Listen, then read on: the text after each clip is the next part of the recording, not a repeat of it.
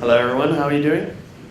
Good, good, fantastic. All right, let's get this started. So, my name is Richard Lai, and I'm actually one of the senior editors of a website called Engadget. So we write about gadget news, we review products like phones and laptops, cameras, tablets, wearables, smartwatches, etc. And I'm also the editor-in-chief of Engadget Chinese, in case you guys haven't heard you do Chinese. So anyway, today I'm going to talk about failed gadgets. Now, don't worry, I'm not going to go through every single one of these because I'd need like a week to go through all the failed gadgets out there. But I want to talk about some of the most memorable ones for me. Now, I actually joined Engadget about just over 5 years ago. So this is actually a little bit before my time, before I joined Engadget. So this is the Motorola Rocker, I think it's pronounced. English is such a fascinating language. Rocker E1. Just a random question, how many of you have actually used this phone before? Nice. All right, 2 of you, not bad, not bad. So for those who don't know, this is actually the iPhone before the iPhone came out. This was somewhat of a collaboration between Motorola and Apple. The idea was that basically Steve Jobs, bless him, he was good friends with the then CEO of Motorola, who was Ed Zander. And as soon as he went and joined Motorola, Steve and Ed decided to do some collaboration. And the end result somehow ended up being Motorola using a pre-existing hardware which looked exactly like this, except in a different color, to add some iTunes compatibility into it. So you can see in the screenshot, this is actually what I'll do is I'll show you this. So back in the days, there was a time when we had to use cables to transfer data between the phone and computer. I mean, a lot of us still do that these days, but you can also download music straight from the internet over Wi-Fi or radio signals. So, but this was back in the days, and I regret to say that this never really appealed to people because A, the transfer rate was super, super slow. This was even before the time of the so-called super speed USB. This was like USB 1.0 or something like that.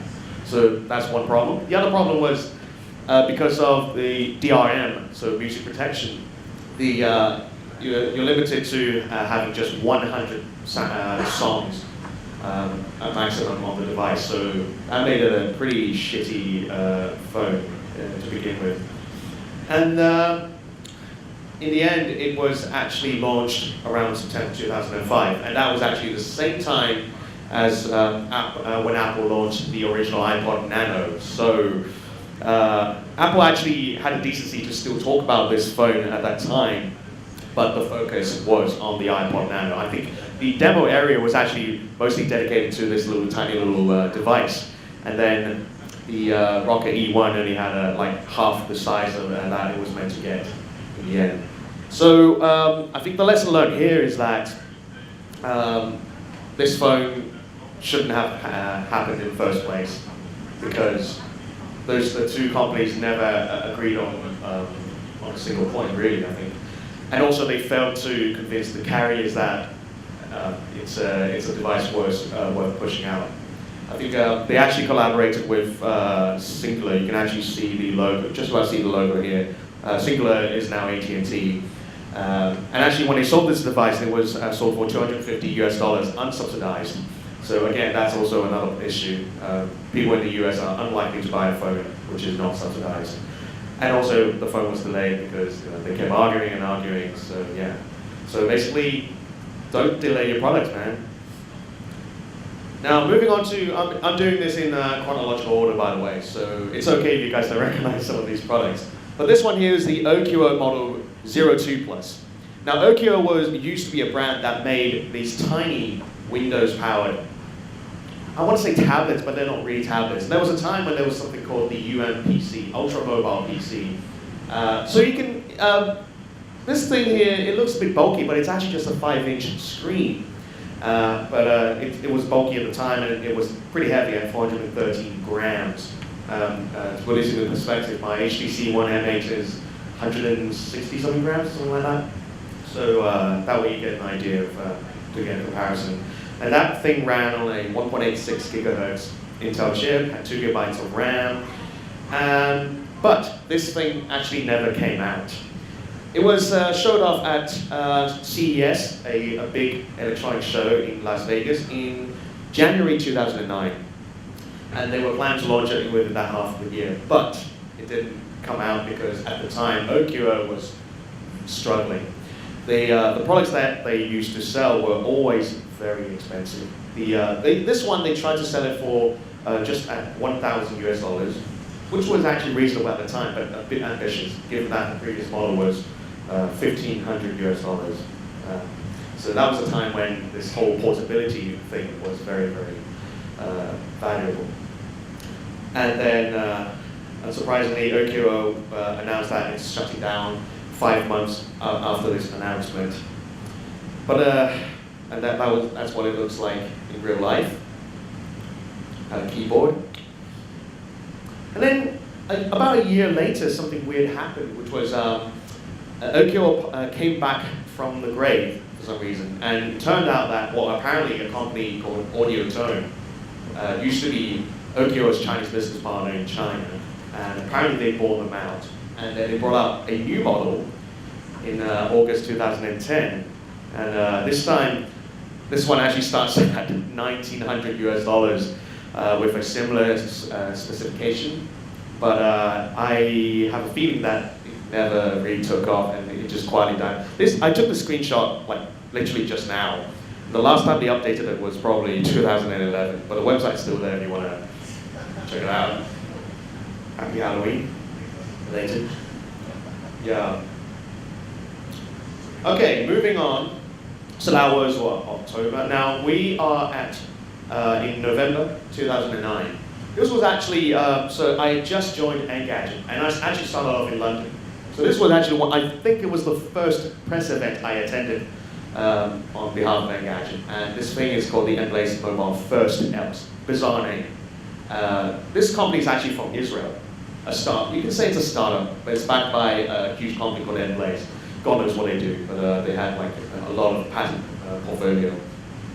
So I guess let's see if this works. So I want to quickly show this video. So the whole idea is that this is based on a customized version of Linux. It's optimized for single hand usage. You can use your right hand, you put your thumb onto that interface. It's very futuristic. It's got this Minority Report feel, if you want. So what you do is you slide across to get to a new layer, and you get these. Everything, all the UI elements are optimized for you, just one hand. So it's really cool. And given the amount of power a phone gets at the time, it was very advanced. So there's some photos. And you can see that. You can also look at photos when you slide through the album. And then the cool thing about this piece of hardware is that it also has a ticker bar at the top, so you don't have to turn on a phone to see whether you've got messages. You can look at the time here, the signal, and battery. Sadly, so this was announced in November 2009, but for some reason in June 2010, they announced that this was a cancelled product because, well, I tried to get as much info as I could. So when this phone came out, the CEO at the time was actually in prison.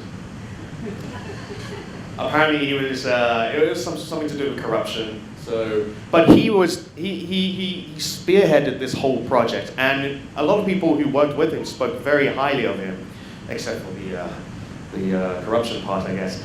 But so by the time they launched this project, it was handed over to a new guy, a different CEO, who apparently and obviously didn't do such a good job. They had very ambitious plans. They wanted to enable this carrier billing so that you could you could pay for your soundtracks in your monthly bill. So very convenient. But you can see that it's not easy to create an ecosystem. You need someone like Apple or maybe Google to enable that kind of stuff. But the hardware itself and the software was very, very ambitious. Sadly, you don't always get a happy ending with things. But if you do want to check out this interface, you can now download this on the Android Play Store. It's called Splay, that's the name of the interface, Lay, and you can see that I've got this running on my HTC phone, but it's just not the same. So yeah, I guess if the CEO wasn't put in prison, he might have had a much better chance. Now, moving on to June 2010, Dell Streak. I think this was Dell's first effort in the entering the smartphone market, and it wasn't just a smartphone; it was a phablet. This is actually a 5-inch device here, and you remember this was around the same time as when the iPhone 4 came out. So the iPhone 4 was still a small phone by today's standard. So phablet wasn't a thing, not even in Asia, not even in China. But I was one of the first guys to use this, and I actually really liked it, but everyone just laughed at me, especially when I held this 5-inch sort of giant at the time up to my head. So I think there's a photo of me doing this. So it doesn't, I don't know, I don't know what you guys think, but this looks entirely normal to me. And everyone's holding a Note 4 these days, so I mean, whatever. But it's a 5-inch device, 800x480 resolution. And it actually cost £429 in the UK. It was launched with O2, the carrier O2. And that was actually what the iPad 16GB version cost at the same, at the time. But for a first effort, Dell didn't really do a good job at this. They didn't do the marketing properly. They were treating it as if it's like a business device. They just gave it to O2 and they just made one version of the poster, and that was pretty much it. It was launched with an outdated version of Android. I think it was 1.6 when it should have been 2.2 already. It didn't support multi-touch in most apps, so you couldn't pinch to zoom on Google Maps, so that was pretty rubbish. And the software was buggy, the updates came out really slowly, and most importantly, the whole concept of a phablet was not socially accepted, so that's why I got bullied big time by other people. But hey, it still fit in my pocket, just for the record. Now, I love this shit. Do you guys know that Puma actually tried to launch a phone? This was October 2010, and this was in Europe. This was a collaboration between Puma and a company called Sagem from France, which was a bit unfortunate because the phone, as nice as it looks here, so you can see it looks like it's a smartphone, but it's actually running on some sort of proprietary, very basic level kind of software. You can see there's on the back there's actually a solar charging panel here, which never worked for me. I actually reviewed this. I placed this under the sun for an entire day. I did not touch it at all. I don't think I even turned on the phone, or maybe I did. I think I tried both. Yeah. So when it's under the sun, you're meant to see this light to say it's receiving power, and the light did come on, but it never charged the phone up. So that's not a good start. The packaging. Let's see if I can show a picture here. It's not the prettiest packaging I've ever seen, but it did have some very, very cheeky messages here. The Puma phone contains a live Puma that should not be touched, teased, or even looked at. But why am I paying for this? This thing cost £300 actually at the time, and that was just after the iPhone 3GS launched. So I think I know where I'd rather spend the money. Oh, there's the cat, by the way. It's got a name. It's called Dylan. Hi, Dylan. Or bye, whatever. So, and that's the charging panel that never worked for me. So, I guess that's why these ladies didn't turn on their phones at this event.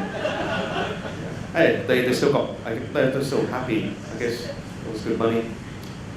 Now, speaking of failed gadgets, I gotta mention Kickstarter, right?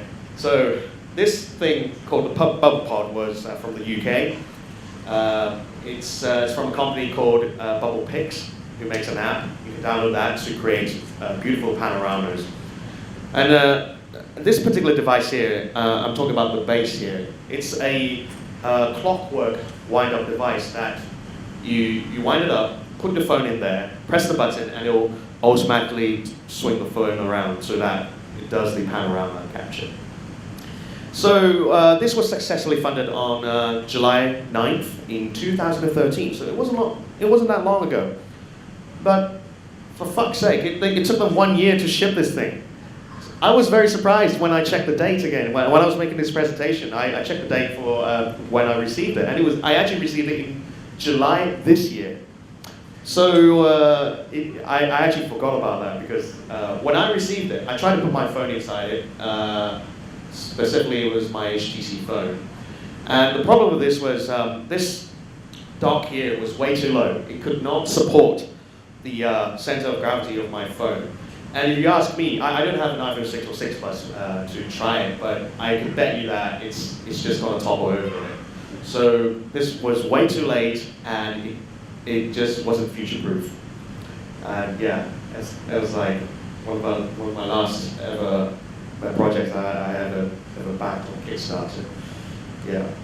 And last but not least, I want to quickly talk about Android Wear smartwatches. Okay. Around the hand. Who here is wearing a so-called smartwatch? Yep, got a Pebble. So, what do you have? Everything? What are you wearing right now? Why you put your hand up? Which is the latest one you have? Android Wear. Okay. Oh wow. Okay. Okay. But I guess it's safe to say that no one is happy with the battery life on these things. So I was reading through some of the reviews just now, and I saw some headlines saying excellent battery life from this new smartwatch. And I clicked into the article. It says 2 days. I'm like, seriously?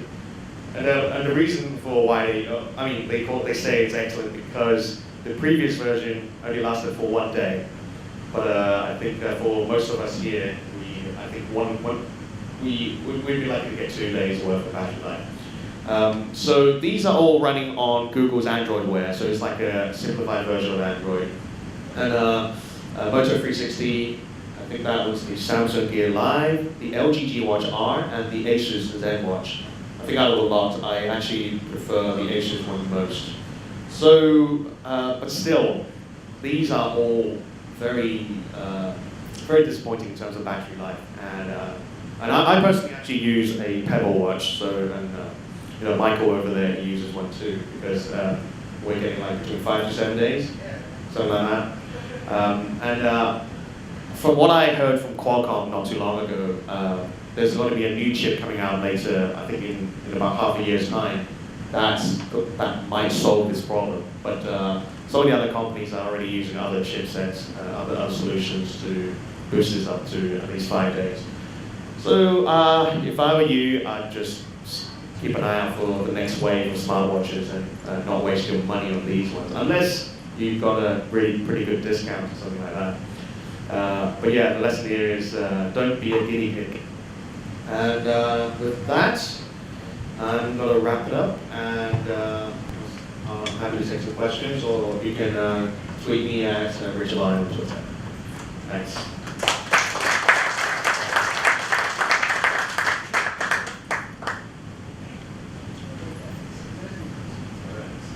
Any questions for Richard? 1, 2, 3. Sorry, just a quick question. Any thoughts on the Amazon Fire Phone? So, I mostly think that there's an exclusivity deal, right? They're stuck with AT&T, something like that. This never works out. So we've seen the Palm Pre. They had a very long exclusivity deal with Sprint, so they never had a chance to try go elsewhere, not even outside the country, I think. The Fire Phone itself, I personally think, so A, it's not the prettiest device. B, that whole, what do you call that? The main selling point of that thing is it's got several cameras in the front that tracks your head, so that when you look around it, it gives you that whole 3D-ish effect. Right? So the elements inside move around it, which is very, very gimmicky. My colleagues and other tech reviewers all agree that they did not need that. But obviously that added to component costs or R&D costs, so And the phone itself isn't that cheap. I can't remember how much, but I know it wasn't cheap. So it's free on contract now? Was yeah, because that is a clear inventory, right? I don't know. I mean, is this something you would actually use yourself? Do you think? Yeah. The price point is still quite high. I mean, before the contract, I think it was $450 US. Yeah. So I think it was too much, too gimmicky, too expensive. They could have gone a more simple approach. You know, if you look at companies like OnePlus, they just partner with a ROM developer which uses some kind of like a native version of Android, and it seems to appeal to a lot of people. As you can see with the case with OnePlus, they've done really well themselves. Yeah, I guess they only had to do the customized version of Android because they wanted to do the whole fancy head tracking thing. So yeah, too much MSG on their phone. Number between 1 and 4. 3. Number 3.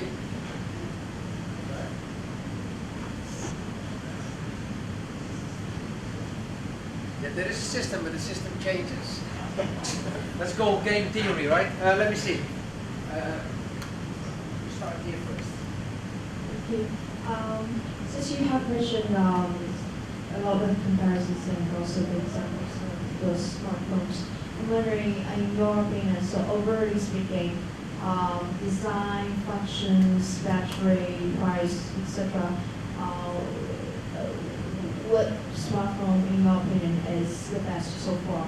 And secondly, in rise, what's the next trend for the smartphones? And thirdly, just preparation. Which company you think is probably going to drive the next trend? We're at a very interesting phase right now where Samsung is going downhill, and yet Apple is taking a lot of design cues from the Android market. You know, they've enlarged their phones. They've added a lot more shortcut features that we've been using on Android for a long time. But I think Apple is still going to be the leader because they've now managed to create a seamless experience across between the phone, tablet, and desktop experience with the app continuity feature, which I find to be really fascinating.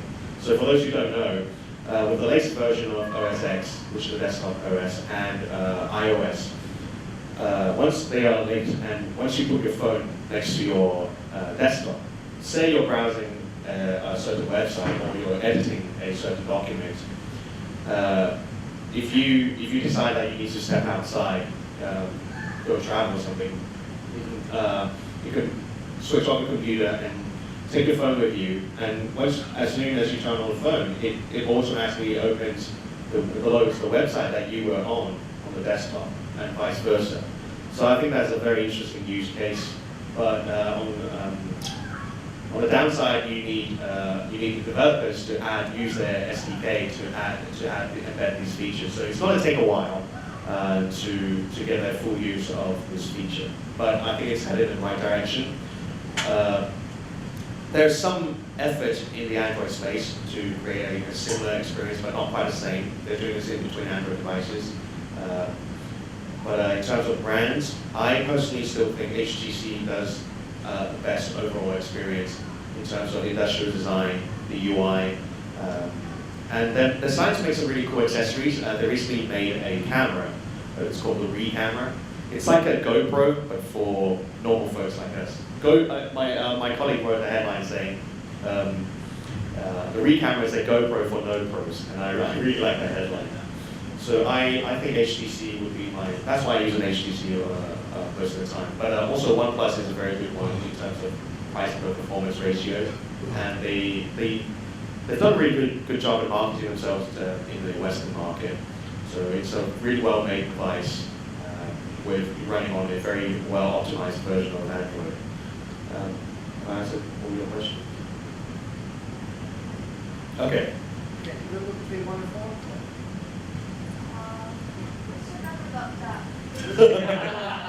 It's only 4 on sports ball. Which one? 3. Go the same platform. That's not fair. I've got a game system. Okay, I've got one question here and one question here, and then unfortunately we got to move on.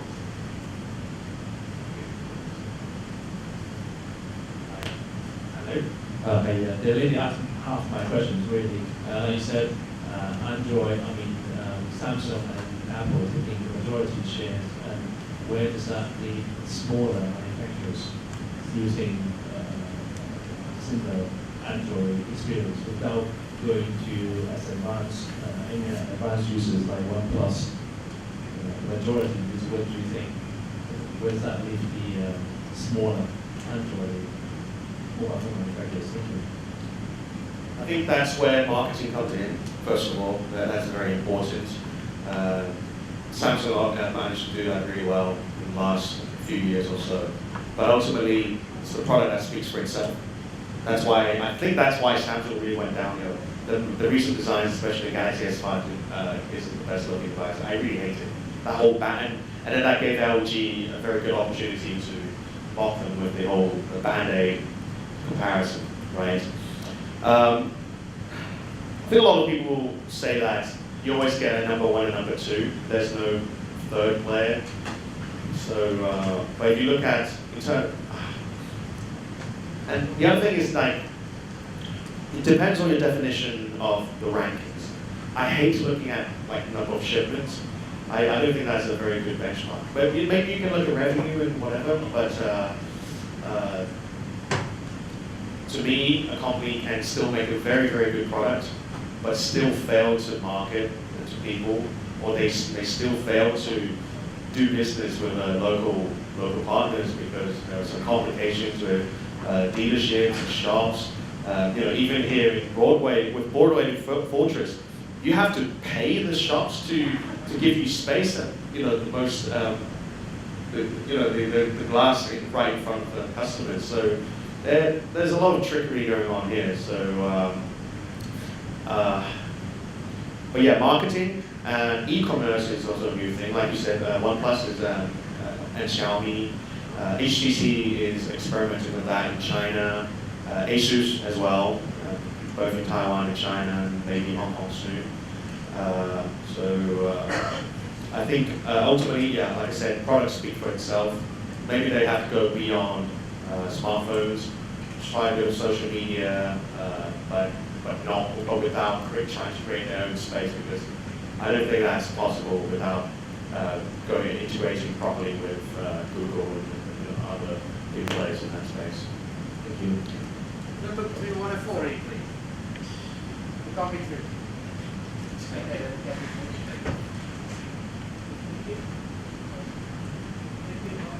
Well, you've been touching on a lot of products, say from Apple, US, or Europe. What is your view for Chinese production as Xiaomi go to the global? What do you think on their strategy, whether they have worked or not? It's safe to say that Xiaomi is kind of shameless. And yeah, I'm not surprised with the laughter. If you look at their website, a lot of their product shots are set at exactly the same angles as Apple's product shots. If you look at the Apple TV one, there's Apple has one with a hand holding it, and then compare it to the one with the Xiaomi box, or whatever it's called, it's exactly the same gesture, which is not cool. And it wasn't too long ago when they found out that the lens flare inside the camera of the Xiaomi Phone 3 was actually the icon for the aperture application on Mac, and they were called red-handed. So that didn't go down too well with the Western media. So and I think at a recent conference, Johnny Ive was asked by someone what he thought of Xiaomi and those players. I don't think Johnny directly mentioned Xiaomi in his response, but he did say something along the lines of that's not cool. So I think Apple's definitely keeping an eye on these on the likes of Xiaomi and the other kind of shameless players.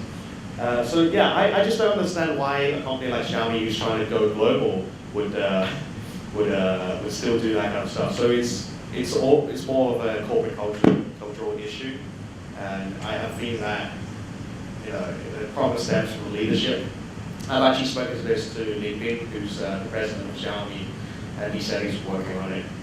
He's like trying to educate his team and all that. I mean, at least he admits that there is an issue. And another company I should mention is Lenovo. So they recently acquired Motorola, right?